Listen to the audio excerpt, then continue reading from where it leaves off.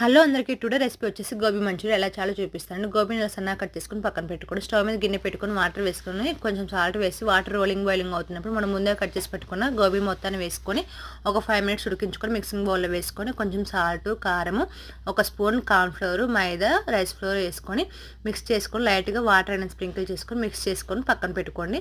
ఇప్పుడు స్టవ్ మీద కడాయి పెట్టుకుని ఆయిల్ వేసుకుని ఆయిల్ హీట్ అయిన తర్వాత మనం ముందే కలిపి పెట్టుకున్న గోబీ పకోడీ మొత్తాన్ని వేసుకొని బ్రౌన్ కలర్ వచ్చే వరకు ఫ్రై చేసుకొని ప్లేట్లో పెట్టుకోండి. ఇప్పుడు దీనికోసం అయితే మనం సాసింగ్ అయితే రెడీ చేద్దామండి.